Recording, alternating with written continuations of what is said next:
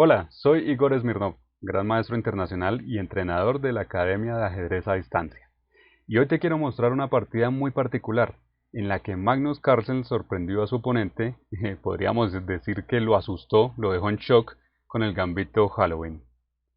Magnus con las blancas, E4, E5, caballo F3, caballo C6, caballo C3, caballo F6. Todos estos son movimientos muy normales. Siguió Magnus con A3. En lugar de la continuación, alfil B5, que es más común, pero A3 también es jugable. G6, jugó su oponente, y aquí es donde Carlsen sorprende a su rival jugando caballo por E5. Este parece un movimiento de un principiante, cuando no se ha percatado de que el peón que estaba allí estaba defendido, pero en realidad es algo que se ha jugado desde hace más de 100 años. El gambito Halloween, según la definición de quien inventó su nombre, es una apertura que sorprende, como sorprende o asusta una máscara de Halloween, cuando esperando un aburrido juego, en la apertura de los 4 caballos que tenemos aquí, las blancas sacrifican uno de estos. Eso sorprende por completo. El resultado de este sacrificio no es del todo claro, pero hay algo que sí tiene, y es que sorprende totalmente al jugador de las negras. Lo golpea directamente en su mente. La forma clásica de este gambito, si es que podemos hablar de una forma clásica para una jugada tan extraña, ocurre en esta otra posición. Aquí es donde normalmente se ejecuta este gambito. Pero en la partida que estamos analizando, ocurre después de A3 y G6, movimientos que no cambian mucho las cosas. Después de caballo por E5 y D4, empezamos a entender un poco las razones que están detrás de este gambito. Las blancas ganan varios tiempos presionando a su rival con los peones y haciéndole retroceder. Caballo C6, D5, caballo B8, vemos cómo tienen que ir yendo hacia atrás. Y sigue E5, al otro caballo, caballo G8.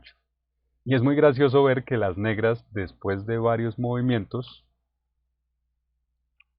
han vuelto a quedar con todas sus piezas en la primera fila como si no hubieran jugado nada. Sigue D6. Con este movimiento las blancas insisten en mantener encerradas a las negras. Les impiden que jueguen con su peón D y que liberen su posición para desarrollar el flanco de dama. Las negras ahora tratan de responder con lo que consideran mejor. C por D6, E por D6 y dama F6, que amenaza tomar el peón, el cual protegen las blancas con caballo B5. Pero al mismo tiempo las blancas están ahora amenazando jugar caballo C7 y hacen que las negras se cubran con caballo A6. Sigue alfil C4, desarrollando la pieza y preparando el enroque. Alfil H6. Aquí las negras también desarrollan una pieza, pero a la vez proponen un intercambio, que como la mayoría de intercambios siempre les beneficiaría por ser el bando que está a la defensiva. Sigue dama E2, jaque, rey F8 y alfil E3. Y este movimiento del alfil de Magnus es muy ingenioso. Le da el gusto a las negras de intercambiar piezas como querían. Pero en lugar de recapturar con la dama, como sería previsible, se recaptura con el peón. Es cierto que este peón ha quedado débil, pero a cambio se ha abierto la columna F, para entrar a atacar rápidamente con la torre allí al rey negro, que cree que está bien resguardado sobre esa columna. Magnus tenía solo 11 años cuando estaba jugando esta partida. A esa edad muchos jugadores apenas están comenzando en el ajedrez, Mientras tanto, Carlsen ya demostraba su fiereza y su gran fuerza para imponer sus ideas a su rival. Este jugador al que enfrentaba era un maestro internacional, y sin embargo, Carlsen no tenía miedo de atacarlo con agresividad. Las negras responden aquí con dama h4, ganando aquí un tiempo, jaque, sigue g3 y dama h5, encontrando así la manera de proponerle a Magnus el intercambio de damas. Si Magnus aceptara esto, se le complicarían las cosas, ya que sería así más difícil de seguir atacando con ideas de mate al rey negro. Entonces Carlsen naturalmente insiste en atacar, mantiene la dama, juega dama f2, pero las negras también insisten y juegan dama f5. Aquí sigue dama e2, dama h5, dama f2 sigue, dama f5, dama e2.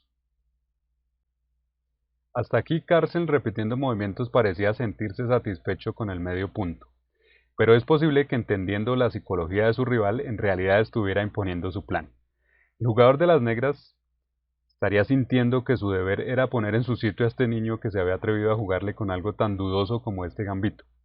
Debió sentir que estaba obligado a ganar, a hacer valer su ventaja material, y por eso no quiso repetir sino jugar aquí caballo h6. Siguió torre f1, poniendo la torre sobre la misma columna en que están la dama y el rey contrarios.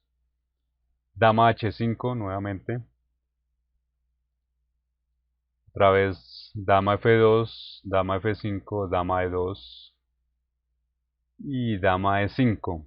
Otra vez las damas han estado bailando un poco, y las negras con bastante optimismo se niegan a ceder las tablas. Jugando aquí dama e5 para evitar las tablas por repetición. Pero luego del enroque largo, podemos observar lo buena que es la posición de las blancas. Bueno, las negras siguen con rey g7, Magnus con torre d5 y dama e8. La dama ha sido obligada a volver a la primera fila, dejando una configuración de piezas que tratan de sostener la posición, especialmente defendiendo a su rey. Las blancas, en una posición muy fuerte aquí, juegan dama d2 con la idea de atacar por f6, pero habría sido más rápido entrar directamente por la columna f con dama f3. Por ejemplo, después de torre f8, siempre tratando de defender el punto f7, seguiría dama f6 entrando con jaque, y la dama habría entrado en 2 jugadas en lugar de 3 como se dio en la partida. Torre e5, dama se esconde del ataque de la torre, sigue torre e7, y esta sería una demostración perfecta de la superioridad de las blancas, que a pesar de tener un caballo menos, sacrificado desde el comienzo del juego, parecen como si tuvieran piezas de más. Esto es especialmente notable porque todas las piezas negras, veamos bien, están en la primera fila o, por mucho, están en los costados, donde no les sirve de nada su ventaja material. Carlsen no siguió con esta continuación, pero su jugada dama d2 tenía esta misma intención. Y no tenemos nada que criticarle, apenas tenía 11 años y no podíamos exigirle que mostrara la misma precisión que tiene ahora. A propósito de esto, te quiero hablar de algo que es una duda muy común entre los estudiantes. ¿Es posible progresar rápidamente en el ajedrez? ¿O siempre tiene que ser este un proceso lento de muchos años y que además exige talento? Pues bien, de mi propia experiencia te puedo decir que sí es posible progresar rápidamente. Lógicamente yo no he tenido el nivel de Carlsen, pero a los 13 años ya era maestro internacional, y esto fue posible gracias a que tuve muy buenos instructores. Es lo mismo con Carlsen, él ha tenido desde siempre excelentes instructores y entrenadores. Lo que te quiero decir es que cuando tienes quien te guíe correctamente, sabes exactamente qué hacer en lugar de estar aprendiendo con ensayo y error. El ensayo y error alarga y distorsiona el proceso. De verdad puedes progresar rápidamente, te lo digo por experiencia y eso lo saben muchos estudiantes de la Academia de Ajedrez a Distancia. Desde que creamos la Remote Chess Academy, Academia de Ajedrez a Distancia, su versión en español, hasta ahora son miles de estudiantes los que han visto el progreso, sin importar su nivel. No se necesita tener ningún talento especial, Carlsen podría o no tenerlo, pero cualquier persona normal puede lograrlo. Así que aprovecho para decirte que en nuestro canal de YouTube, puedes encontrar muchísimas lecciones gratis para estudiar. En este momento hemos alcanzado un gran logro. Nuestro canal educativo ha conseguido 1.000.000 de visualizaciones. Puedes pensar como que hemos dictado más de 1.000.000 de clases gratis, y esto tenemos que celebrarlo. Dándote las gracias, queremos ofrecerte la posibilidad de tomar nuestros cursos completos, uno, varios o todos, con 60% de descuento por unos pocos días. Puedes aplicar el cupón de descuento que ofrecemos. Encuentra en la descripción de este video los detalles. Y luego de este pequeño paréntesis, volvemos a la partida para ver cómo termina.